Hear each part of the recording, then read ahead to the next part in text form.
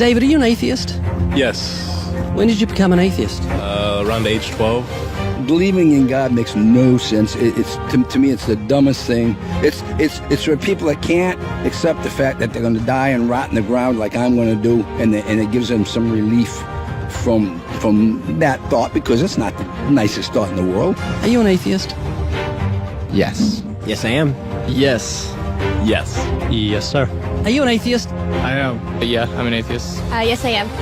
Alex, do you believe in God's existence? No, I do not. How long have you been an atheist? I would say probably since I was about 15 years old. So you don't believe in the existence of God? No, not really. What happened when you were 15? I started questioning things, and I really just started to think about the logic behind everything. For the most part, we are not shown the evidence for there being a higher power. If we were, I almost guarantee that almost every atheist would immediately agree to there being a higher power. Are you atheists? Yes. Why?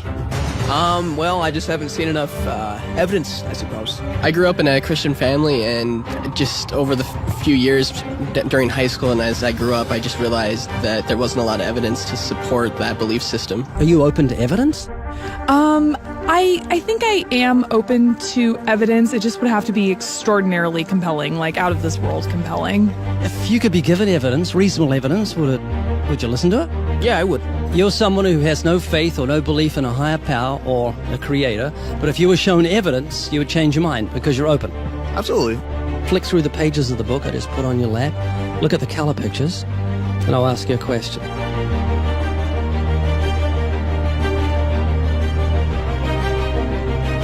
Do you believe that book could happen by accident, that nothing produced the color pictures in the book, that red, orange, yellow, green, blue, indigo, violet ink fell from the sky and formed itself into those beautiful pictures, and then black ink fell from the sky, or from nowhere, and formed itself into coherent words and sentences, capitals and periods and commas, making sense. Page numbers fell from the sky, all in order, and then it bound itself and formed itself into a cover with artwork, and there we have a book. Obviously, intelligent design designed the book. Wouldn't that be correct? Yeah. Can you see where I'm going with this? Yeah. Tell me, what is DNA? What is it? Deoxyribonucleic acid. And it's what makes up our bodies and our cells and everything that makes us who we are. DNA is like our biological code, kind of like binary zeros and ones. Information about us, who we are, what makes us, parts of us, how we look, how we're built, everything like that. Your genes instructed your cells how to make your eyes and what color your eyes should be, and your hair and your height and your personality. Scientists call it the instruction book for life. Basically. Everything that you are or ever will be made of starts as a tiny book of instructions found in each and every cell. Every time your body wants to make something, it goes back to the instruction book, looks it up, and puts it together. The book of you would have 46 chapters, one for each chromosome. Each of our book's 46 chapters is between 48 and 250 million letters long. That's 3.2 billion letters total. This is the secret language of DNA. This is the book of life. Instruction book for life. Yes. Instruction book for life. Yes. DNA is made up of genes, and genes give instructions to the cells as to how your body should grow. Did you know that those instructions, the instruction book of your DNA, just your DNA, was laid out end for end, would go to the sun and back a number of times? That book of instructions is so comprehensive. DNA is the genetic information encoded in the cell of every living thing that instructs our cells how to grow and how to function. It's our genes that determine whether our skin will be dark or light, have brown or blue eyes, or red or green or yellow, have red hair, be brunette or blonde, be tall or not so tall, or the color of our feathers if we're a bird. Whether we're humans, fish, animals, insects, or plant life, the way our bodies look and operate has all been pre-written in the amazing book of our DNA. What do you think of the mentality of someone who believes a book fell together without a bookmaker? Well, they would be crazy. Do you think a book could make itself? No, I don't. Of course not. No. Utterly impossible. Yes. If anything can happen by accident. I mean, from nothing. Wow. Couldn't happen, could it? I don't think so. It'd be impossible. It would be like saying an explosion caused everything that makes a 747 airplane to all just come together by accident without some intelligent thought behind it. That's a good point. Do you believe DNA happened by accident? No, I think that it developed over the course of many, many millennia of evolution and development. DNA exists in every living thing. Its origins don't matter. The fact that there is intelligent information tells us there must be an intelligent designer. Is this making you think?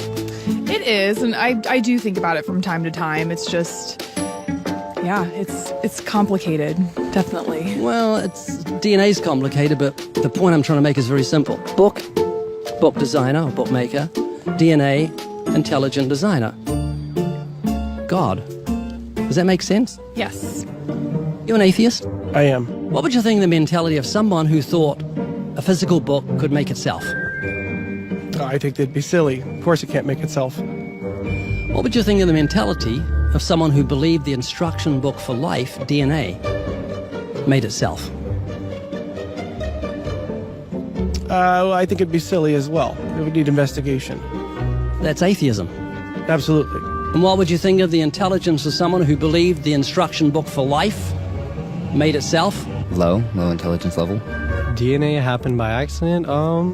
Probably not too smart. DNA couldn't make itself. It's impossible. Does that make sense? Yes. Is this making you think? Yes. And what would you think of the person who believed that DNA, the instruction book for life, happened by accident? Because we're not just talking about human beings, we're talking about every form of life. Fleas, cats, dogs, elephants, cows, horses, trees, plants, everything has DNA, the instruction book for life, which makes the book in your hand just seem feeble compared to the infinite intelligence that must have put the instruction book for life together. Can you see what I'm saying? Yeah. Do you believe DNA happened by accident? I believe it could. Explain it to me, how a program could make itself out of nothing on how to make a human eye, giraffe size, elephant size, cats, dogs, puppies, flowers, birds, trees. Every living thing has DNA that's so complex, it's mind-boggling. It must have been a genius beyond any human reasoning that put it together. And to say it happened by chance is infinitely sillier than saying a physical book happened by chance. All I'm doing is reasoning with you. I'm not arguing. I don't want to win an argument. I'm just saying I want you to concede something that's absolute common sense. You're an atheist, so you believe the scientific impossibility that nothing created everything. I mean, it can't be nothing. We all have to start from some point. I wouldn't say nothing created it. There had to be something there in the beginning. You like Richard Dawkins, don't you? Well, I mean, yeah, I like him.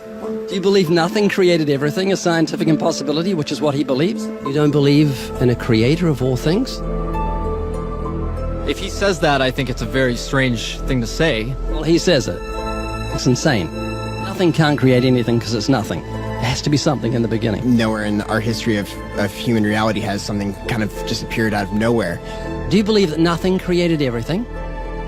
No, because nothing can perform actions. That makes no sense. It's a default position. If you're saying nothing created everything, then you're agreeing with Richard Dawkins. You're mischaracterizing Richard Dawkins, because Richard Dawkins, I'm sure he didn't say that. That seems ridiculous. Professor Richard Dawkins, arguably the world's most high-profile atheist, believes that in the beginning there was nothing, and that nothing created everything.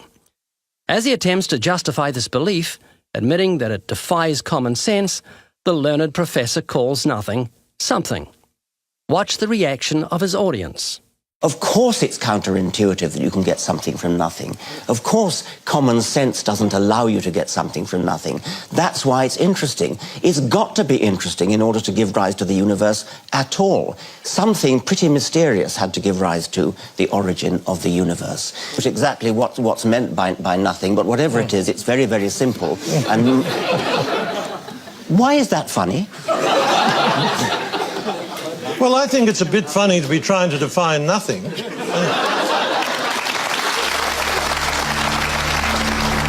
Richard Dawkins, I'm sure he didn't say that. That seems ridiculous. The audience reaction confused the normally eloquent professor because he's not used to being the object of laughter. What he didn't realize was he was talking to people who were endowed by their creator with the virtue of common sense. This was just another case where the emperor has no clothes. Someone should tell this man who has deceived millions, "You're talking foolishness." Is that what you believe? I mean, it can't be nothing. We all have to start from some point. But there has to be something that created everything. You just wasn't God. Is that what you're saying? Yeah. It's just evolution, how things became from one organism into many. But that doesn't solve your dilemma of the initial cause. There has to be an initial cause. If there was a big bang in space that from there issued cats and dogs and horses and cows, the sun, the moon, the stars, the seasons, and all this marvel of creation came from a big explosion, what caused the explosion, and where do the materials come from the explosion, and why is there such incredible order from the explosion? Every explosion I've heard of creates chaos, not order. That makes sense? Oh, yeah. This is what you're looking for if you were looking for truth. This is your information that you need to say, oh, that's logical. How could all this design from the atom to the universe, an incredible order, just happen by accident? Because an atheist actually believes nothing created everything, which is scientifically impossible. And I'm trying to say, Haley, I just want you to think. You're not just a blob of nothing that came from an explosion that created order, which is against nature. That means that you've got purpose and meaning in the universe. So it's not altogether bad news. I just want a relationship with whoever built me. This is too much, too weird that it happened by accident. It didn't happen by accident. I don't feel that.